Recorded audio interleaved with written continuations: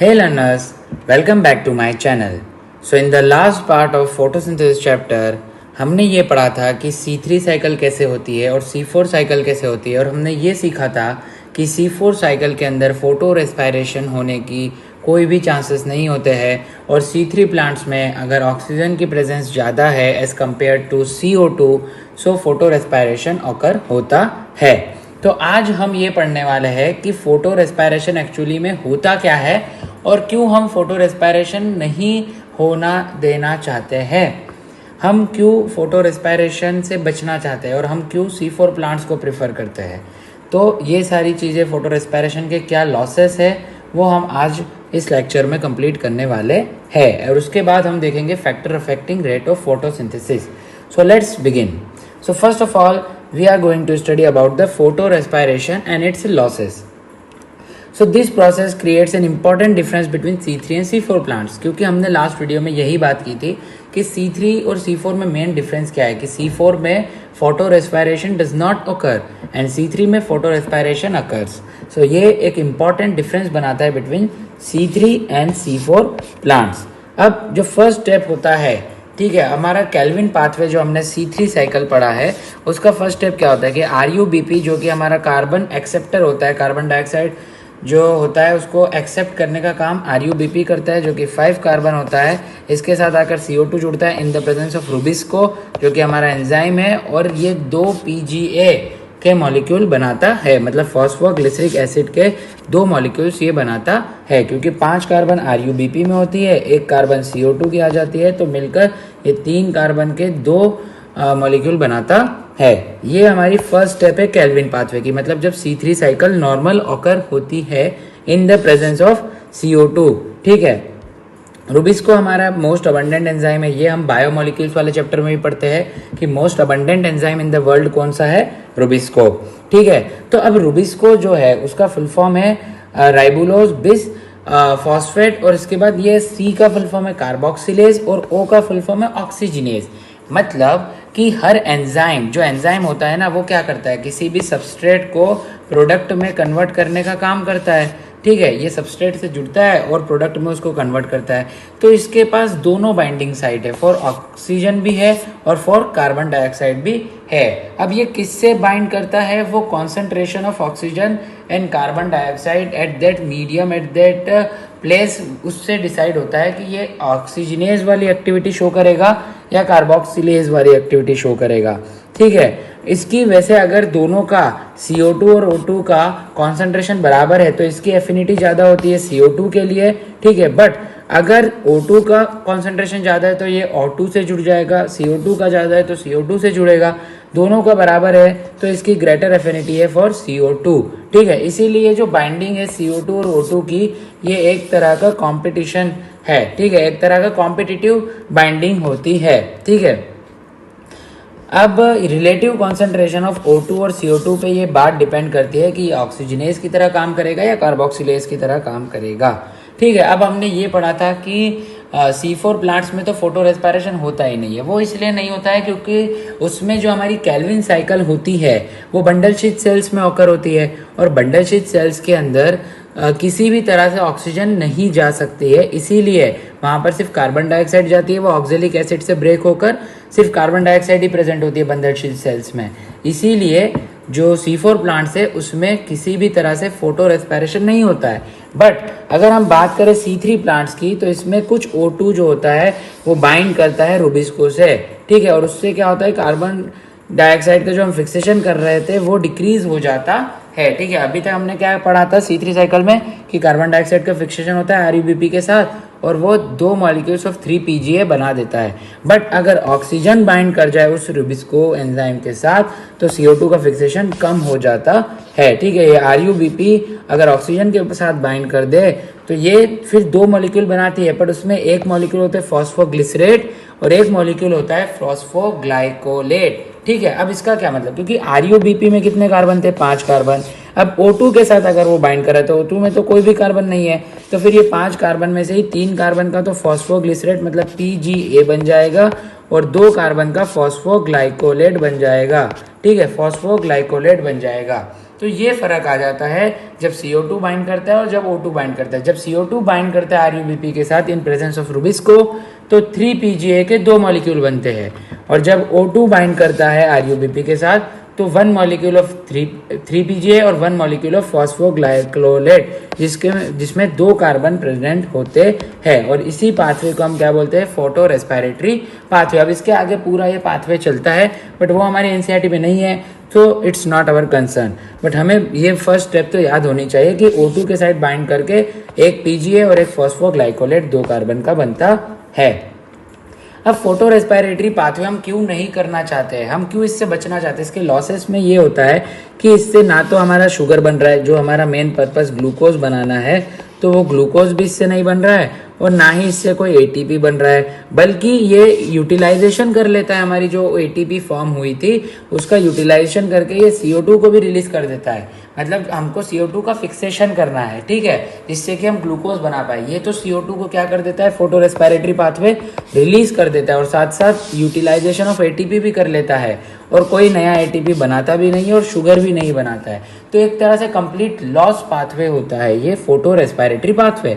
इसीलिए हम इस पाथवे से बचते हैं या बचना चाहते हैं, क्योंकि इससे लॉस हो रहा है, ATP नहीं बन रहा है, शुगर नहीं बन रहा है, ATP यूज होकर CO2 रिलीज हो रहा है, ठीक है। इसीलिए C4 प्लांट्स जो होते हैं वो ज़्यादा अच्छे होते हैं, ठीक है, क्योंकि उसमें फोटो रेस्पिरेशन का कोई चांस ही नहीं है, क्योंकि उसमें जहाँ केल्विन साइकिल हो रही है उस पोजीशन, मतलब जहाँ बंडल स्टिच सेल्स में केल्विन साइकिल हो रही है वहाँ पर O2 का कोई नामो निशान नहीं होता है, ठीक है। तो इसीलिए इसका अब आज तक बायोलॉजिकल फंक्शन तो ये बंडल फोटो रेस्पिरेशन का कोई ज़्यादा पता लगाया नहीं गया है, ठीक है। Biological function is not known yet, ठीक है। अब ये C4 प्लांट जिसके बारे में बात कर रहा था, तो इसमें क्या होता है कि फोटो रेस्पिरेशन नहीं होता है, ठीक है, बिकॉज इसमें क्या होता है कि जो बंडल स्टिच सेल्स है, बंडल स्टिच सेल्स में हमारा केल्विन साइकिल है और उधर ही रुबिस्को प्रेजेंट होता है। तो एंजाइम साइट क्या है? Bundle sheath cells. तो वहाँ पर हम कॉन्सेंट्रेशन ऑफ CO2 को ही हाई रखते हैं, और अगर concentration of CO2 he high रहेगा, O2 नहीं रहेगा, तो CO2 के साथ ही बाइंड करेगा RuBP, और नॉर्मल हमारा जो केल्विन साइकिल ऑकर होता है वही होगा, ठीक है, फोटो रेस्पिरेशन नहीं होगा। This takes place when C4 acid यानी oxalic acid from mesophyll cells is broken down into bundle sheath cells to release CO2, ठीक है। जो बंडल स्टिच सेल्स में ऑक्जेलिक एसिड्स आता है फ्रॉम मेसोफिल सेल्स, वो ऑक्जेलिक एसिड ब्रेक करके pyruvic acid बनाता है और एक CO2 को रिलीज करता है, और उससे हम बंडल स्टिच सेल्स जो कि एंजाइम साइट है जहाँ हमारा रुबिस्को प्रेजेंट है वहाँ पर CO2 का कॉन्सेंट्रेशन इंक्रीज करने की कोशिश करते हैं, और इससे बंडल स्टिच सेल्स में जो कि एक एंजाइम साइट है वहाँ पर CO2 का कॉन्सेंट्रेशन इंक्रीज हो जाता है। इसीलिए फिर RuBP जो है वो CO2 के साथ ही बाइंड करके हमारा नॉर्मल 3PGA के 2 मॉलिक्यूल बना देता है, ठीक है, और कोई भी तरह से फोटो रेस्पिरेशन नहीं होती है। This results in increase the intracellular concentration of CO2 and that ensures that the Rubisco enzyme functions as carboxylase and not oxygenase, ठीक है, minimizing the oxygenase activity and it functions as carboxylase, ठीक है। सो इसीलिए C4 plants में क्या होता है? Photo respiration नहीं होता है, जिससे कि C4 प्लांट्स की जो प्रोडक्टिविटी होती है वो बहुत ही अच्छी होती है, और ये प्लांट्स हायर टेम्परेचर पे भी टॉलरेंस शो करते हैं। ये बात तो हम पहले से पढ़ते हुए आ रहे हैं। नाउ अब ये एक टेबल दी गई है एनसीईआरटी में, so let's fill it. So cell type in which Calvin cycle takes place. So C3 plants में कौन सी सेल के अंदर केल्विन होता है? मीजोफिल सेल्स में, और C4 प्लांट्स में बंडल स्टिच सेल्स में, ठीक है। तो C3 में मीजोफिल्स और C4 में bundle sheath. Cell types in which initial carboxylation reaction occurs. So initial carboxylation, तो C3 प्लांट्स में इनिशियल कार्बोक्सिलेशन होकर RuBP से कार्बन डाइऑक्साइड का फिक्सेशन होता है और 3PGA बनता है, तो वो मीजोफिल में ही बनता है, C3 में भी, और C4 में भी इनिशियल कार्बोक्सिलेशन जो पेप्केज एंजाइम की प्रेजेंस में फॉस्फोइनॉल पाइरुवेट से ऑक्जेलिक एसिड बनता है कार्बन डाइऑक्साइड एक्सेप्ट करके, वो मीजोफिल सेल्स में ही होता है। तो इनिशियल कार्बोक्सिलेशन तो दोनों में ही मीजोफिल सेल्स में ही होगा। How many cell type does the leaf have that fix CO2। तो इसमें C3 प्लांट्स में सिर्फ मीजोफिल सेल्स में ही हो जाता है, बट C4 प्लांट्स में 2 सेल्स लगती है, मीजोफिल सेल्स और साथ ही साथ बंडल स्टिच सेल्स, ठीक है। Which is the primary CO2 acceptor. So C3 plants के अंदर प्राइमरी CO2 एक्सेप्टर RuBP होता है, और C4 प्लांट्स में primary CO2 acceptor phosphoenol pyruvate यानी PEP होता है। Number of carbons in primary CO2 acceptor, so RUBP में 5 कार्बन और PEP में 3 कार्बन होते हैं, which is the primary CO2 fixation product. So RUBP से CO2 एक्सेप्ट करके जो C3 प्लांट्स में प्राइमरी फिक्सेशन प्रोडक्ट बनता है वो होता है PGA, और C4 प्लांट्स में ऑक्सैलिक एसिटिक एसिड। ठीक है, ऑक्सैलो एसिटिक एसिड। फिर number of carbon in the primary CO2 fixation product, तो PGA में कितने कार्बन होते हैं? 3 कार्बन। OAA में कितने कार्बन होते हैं? 4 कार्बन। ठीक है, दस द प्लांट है रुबिस्को, तो दोनों ही प्लांट्स में रुबिस्को होता है। दस द प्लांट है पेप्केज, तो yes in the C4 plants में पेप्केज होता है, बट C3 प्लांट्स में पेप्केज नहीं होता है। ठीक है, C4 प्लांट्स में पेप्केज कहाँ होता है? मीजोफिल सेल्स में, क्योंकि फर्स्ट CO2 फिक्सेशन में PEP जो CO2 को एक्सेप्ट करके ऑक्सैलो एसिटिक एसिड बनाती है, इस एंजाइम इस प्रोसेस में जिस एंजाइम की जरूरत लगती है उसका नाम है पेप्केज। ठीक है, तो इसीलिए ये C4 प्लांट्स में ही प्रेजेंट है। Which cells in the plants have rubisco, so rubisco C3 plants में तो मीजोफिल सेल्स में होता है, बट C4 प्लांट्स में रुबिस्को कहाँ होता है? बंडल शीथ सेल्स में होता है। CO2 fixation rate under high light condition, so इसमें मीडियम होता है, बट हाई टेम्परेचर के लिए, हाई लाइट के लिए कौन ज़्यादा सुटेबल होता है? C4, तो इसलिए इसमें हाई होता है। ठीक है, उसके बाद whether photorespiration is present at low light intensity, तो लो लाइट इंटेंसिटी में तो दोनों में ही फोटो रेस्पायरेशन नहीं होता है। Whether photorespiration at high light intensity, तो फोटो रेस्पायरेशन अगर हाई लाइट इंटेंसिटी की बात करें तो यस C3 प्लांट्स में तो होता है, बट C4 प्लांट्स में तो कभी भी फोटो रेस्पायरेशन होता ही नहीं है। ठीक है, whether photorespiration would presented low CO2 concentration, तो लो CO2 कॉन्सेंट्रेशन में C3 प्लांट्स में तो फोटो रेस्पायरेशन होता है, बट C4 प्लांट्स में तो कभी भी नहीं होता है। Whether photorespiration would presented high CO2 concentration, तो अगर CO2 कॉन्सेंट्रेशन हाई है तो फिर दोनों में ही नेग्लिजिबल होगा, आइदर C3 और C4। ठीक है, बोथ में ही नेग्लिजिबल होगा। और टेम्परेचर ऑप्टिमम, तो इसमें कम टेम्परेचर पे ऑप्टिमम होता है C3 प्लांट्स 20 to 25 डिग्री, और C4 प्लांट्स ज़्यादा टेम्परेचर पे भी ऑप्टिमम होता है 30 to 40 डिग्री सेल्सियस। तो ये हमारी वो टेबल थी जो NCERT में गिवन है about C3 and C4 comparison. Now let's start और last topic of this chapter, factors that affecting the rate of photosynthesis. So photosynthesis जो प्रोसेस है उसको काफ़ी फैक्टर्स ऐसे हुए जो कि इसकी रेट को, मतलब इसकी स्पीड को अफेक्ट करते हैं। तो हम इस कॉन्सेप्ट में, इस टॉपिक में ये देखेंगे कि कौन कौन से फैक्टर्स है। ठीक है, so very important in determining the yield of plant including crop plants. ठीक है, क्योंकि रेट ऑफ फोटोसिंथेसिस हम जानेंगे उसी से, अगर अच्छा रेट है तो फिर ज़्यादा यील्ड आएगी क्रॉप्स की। ठीक है, तो फोटोसिंथेसिस जो फैक्टर्स पर डिपेंड करती है, वो फैक्टर्स दो तरह के होते हैं। एक होते हैं इंटरनल फैक्टर्स जो कि प्लांट्स के खुद के फैक्टर्स होते हैं, ठीक है, इंटरनली इफेक्ट करते हैं, और एक होते हैं एक्सटर्नल फैक्टर्स, ठीक है, जो हमको इन्वायरमेंट से मिलते हैं, ठीक है, वो वाले factors. So internal factors and external factors. So plant factors, सबसे पहले हम इंटरनल फैक्टर्स के बारे में बात करने वाले हैं। इंटरनल फैक्टर्स को ही हम क्या बोलते हैं? प्लांट फैक्टर्स बोलते हैं।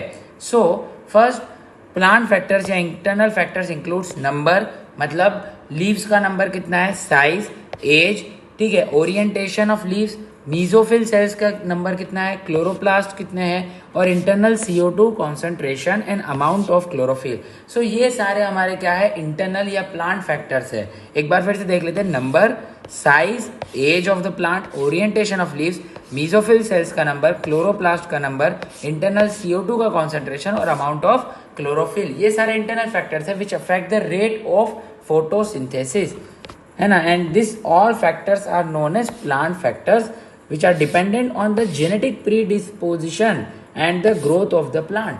मतलब कि ये जो सारे इंटरनल फैक्टर्स है ये प्लांट के खुद के फैक्टर्स है। सो ये प्लांट की जो जेनेटिक प्रीडिस्पोजिशन है, मतलब कि जो उसके प्लांट्स की जो पेरेंट्स है जिससे कि ये प्लांट बना है, सो वो जेनेटिकली जो प्रीडिस्पोजिशन है उसी पे ये इंटरनल फैक्टर्स डिपेंड करेंगे। ये इंटरनल फैक्टर्स या प्लांट फैक्टर्स किसी भी एक्सटर्नल इन्वायरमेंट पर डिपेंड नहीं करते हैं, ये जेनेटिक प्रीडिस्पोजिशन के ऊपर डिपेंड करते हैं। Now we are heading toward the external factors which depends on environment. So first is availability of sunlight, temperature, CO2 concentration and water. So these four are considered as external factors which depend on environment. So plant photosynthesis, all this factor will simultaneously affect it's rate. ठीक है, तो अब ये जो हमारा factors है उसके लिए, ठीक है, कि फैक्टर्स जो एक्सटर्नल फैक्टर्स है वो किस तरह से रेट ऑफ फोटोसिंथेसिस को अफेक्ट करेंगे, क्योंकि हमने 4 फैक्टर्स देखे तो चारों एक साथ अफेक्ट करते हैं। और वो किस तरह से करते हैं, तो उसके लिए ब्लैकमैन नाम है साइंटिस्ट का, ब्लैकमैन साइंटिस्ट ने सन 1905 ईयर में ब्लैकमैन साइंटिस्ट ने एक लॉ दिया, जिसके लॉ का नाम था लॉ ऑफ लिमिटिंग फैक्टर। इस लॉ में ब्लैकमैन साइंटिस्ट ने ये बोला कि जब 4 फैक्टर है तो उसमें जो लिमिटिंग फैक्टर है, मतलब जिस फैक्टर का कॉन्सेंट्रेशन या उसका अमाउंट सबसे कम है, उसी के ऊपर रेट ऑफ फोटोसिंथेसिस डिपेंड करेगा। ठीक है, रेट ऑफ फोटोसिंथेसिस जो बाकी 3 जिसका अमाउंट वो 4 से कम है, वो 3 पर डिपेंड नहीं करेगा। जिसका अमाउंट सबसे ज़्यादा कम है, जिसको हम लिमिटिंग फैक्टर बोल रहे हैं, उसी के ऊपर रेट ऑफ फोटोसिंथेसिस डिपेंड करेगा। So when several factors affect any biochemical process, chemical process affected by more than one factor, rate will determine by the factor which is nearest to its minimal value, मतलब जिसकी सबसे कम value है उसी के ऊपर rate depend करेगा, या वही फैक्टर रेट को डिटरमाइन करेगा। It is the factor that directly affect the process if it's quantity is change, मतलब जिसकी वैल्यू सबसे कम है, जो लिमिटिंग फैक्टर है, उसी के ऊपर डायरेक्टली प्रोपोर्शनल होगा रेट। और अगर उसी का कॉन्सेंट्रेशन हम चेंज करते हैं तो रेट का भी कॉन्सेंट्रेशन फिर चेंज होगा। ठीक है, सो फॉर एग्जाम्पल, अगर despite the presence of green leaf, optimal light, CO2 condition, the plant may not photosynthesize if the temperature is very low. ठीक है, क्योंकि हमने 4 तरह के फैक्टर देखे, CO2 concentration, amount of light, water और temperature. तो अगर हमारे पास ऑप्टिमम अमाउंट ऑफ लाइट है, optimum amount of CO2 concentration है, ऑप्टिमम अमाउंट ऑफ वाटर है, बट अगर हमारा टेम्परेचर बहुत ज़्यादा कम है, टेम्परेचर हमारा ऑप्टिमम नहीं है, तो जो हमारा रेट ऑफ फोटोसिंथेसिस है वो टेम्परेचर पे डिपेंड कर जाएगा और फोटोसिंथेसिस अच्छे से नहीं हो पाएगा, ये कम होगा। ठीक है, तो इस तरह से ब्लैकमैन ने 1905 में ये लॉ दिया कि जो लिमिटिंग फैक्टर है उसी के ऊपर रेट ऑफ फोटोसिंथेसिस डिपेंड करेगा। सो अब 1 बाय 1 हम सारे फैक्टर्स को डिस्कस करेंगे। तो सबसे पहला आता है हमारा फैक्टर लाइट। ठीक है, जो फर्स्ट फैक्टर आता है हमारा वो आता है लाइट। ठीक है, सो अब लाइट का क्या है, सो लाइट का ये सीन है कि जब हमारा लाइट का अमाउंट कम रहता है, जैसे कि ये लाइट की इंटेंसिटी का एक्स एक्सिस पर हमने लाइट की इंटेंसिटी लिया है, तो जब लाइट की इंटेंसिटी कम है तो तब लाइट की इंटेंसिटी और रेट ऑफ फोटोसिंथेसिस में लीनियर रिलेशनशिप है। ठीक है, कब लीनियर रिलेशनशिप है बिटवीन रेट ऑफ फोटोसिंथेसिस और लाइट इंटेंसिटी, जब लाइट इंटेंसिटी लो है। ठीक है, क्योंकि जब तक कम है लाइट इंटेंसिटी तब तक ही rate of photosynthesis light intensity पे डिपेंड करेगा। जब लाइट इंटेंसिटी ऑप्टिमम अमाउंट जितनी हमको चाहिए, जितनी प्लांट्स को चाहिए, जितनी रिक्वायर है वो हो जाएगी, तब फिर ये रेट ऑफ फोटोसिंथेसिस डिपेंड नहीं करेगा लाइट इंटेंसिटी पे, फिर कोई और फैक्टर जो कि लिमिटिंग है उस पर डिपेंड करेगा। तो जब तक लो लाइट इंटेंसिटी है लीनियर रिलेशनशिप, और जब amount of light intensity optimum हो जाएगा तो फिर rate does not depend on light intensity. देखो ये पैरेलल हो गया, मतलब ये अब डिपेंड नहीं कर रहा है जब लाइट इंटेंसिटी इंक्रीज हो गई और ऑप्टिमम हो गई। ठीक है, so there is linear relationship between incident light and CO2 fixation at low light intensity, और एट हायर लाइट इंटेंसिटी जो रेट है वो gradually does not show further increase as other factors become limiting. ठीक है, यही बात मैंने अभी समझाई। सो अब लाइट को कितना होना चाहिए फॉर ऑप्टिमम, है ना, फॉर ऑप्टिममसी कितनी लाइट होनी चाहिए for the rate of photosynthesis. So only 10% of full sunlight is optimum for photosynthesis, मतलब जितनी सनलाइट आती है अर्थ पर उसका सिर्फ 10% ही ऑप्टिमम होता है फोटोसिंथेसिस के रेट के लिए, फोटोसिंथेसिस प्रोसेस होने के लिए।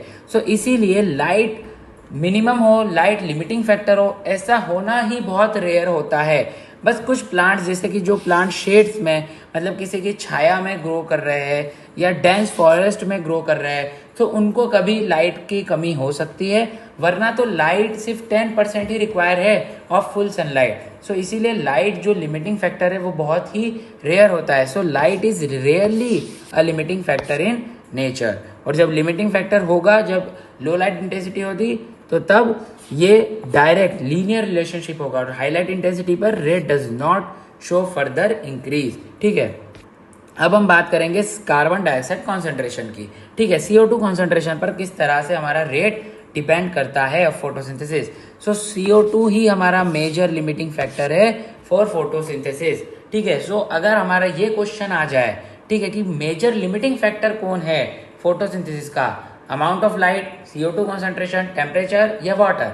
सो CO2 concentration is the major limiting factor for photosynthesis, major limiting factor.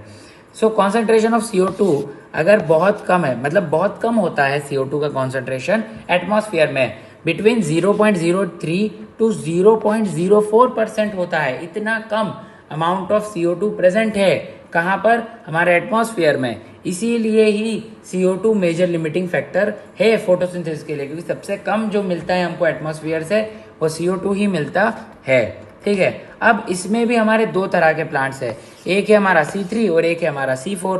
ठीक है, सो लो लाइट इंटेंसिटी पर neither group respond to high CO2 condition. इसका क्या मतलब, क्योंकि अगर लाइट इंटेंसिटी ही कम है तो फिर CO2 का कोई मतलब नहीं है ना, क्योंकि उस टाइम जब लाइट इंटेंसिटी ही कम है, सो जो हमारा रेट है वो तो लाइट पर डिपेंड कर जाएगा ना।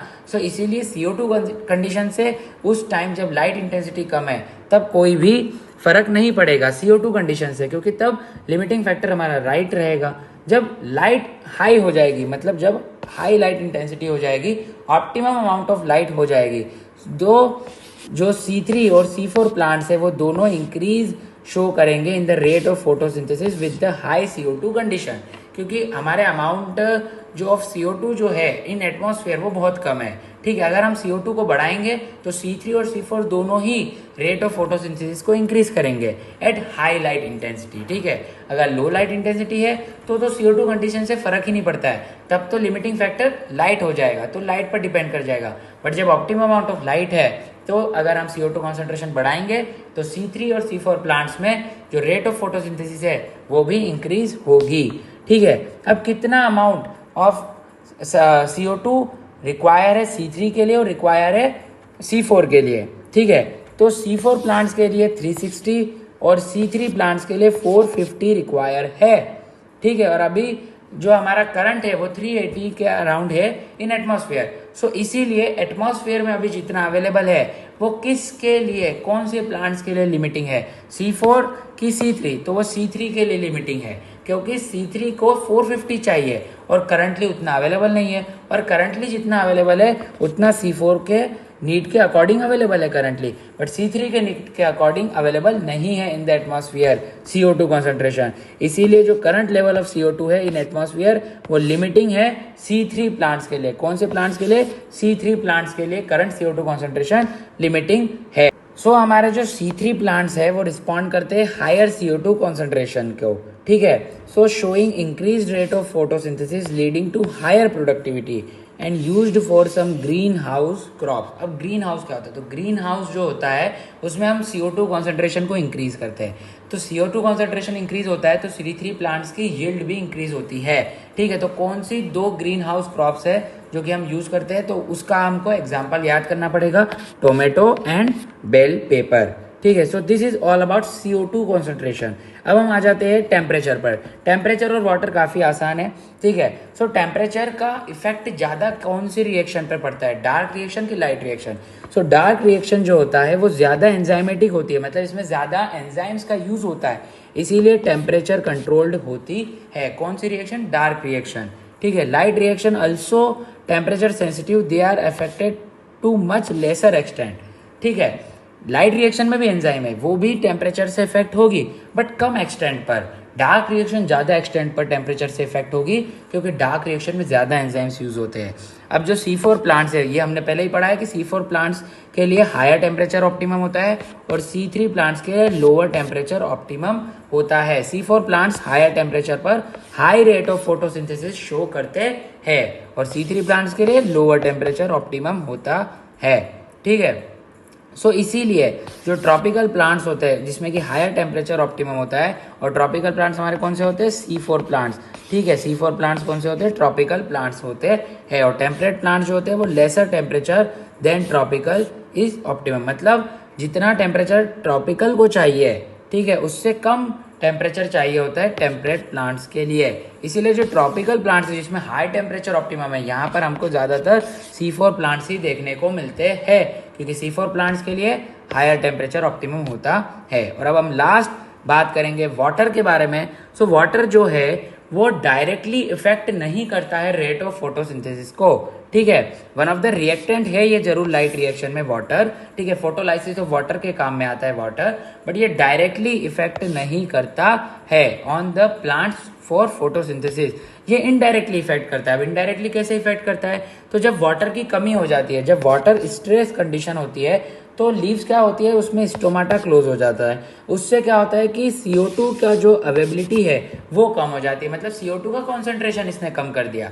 अब CO2 के कॉन्सेंट्रेशन से फिर रेट ऑफ फोटोसिंथेसिस अफेक्ट हो जाएगी, बट वाटर ने डायरेक्टली इफेक्ट नहीं करा, बट इनडायरेक्टली इफेक्ट कर दिया कि जब वाटर स्ट्रेस कंडीशन है तो स्टोमाटा क्लोज हो गए, जिससे कि CO2 की अवेबिलिटी रिड्यूस हो गई, ठीक है। लीव्स भी क्या हो जाती है, मुरझा जाती है, जिससे कि मेटाबॉलिक एक्टिविटी ऑफ लीव्स भी कम हो जाती है। So this is all about the factors which affects the rate of photosynthesis. First we have learned about the light, then CO2 concentration, then temperature, and at last water.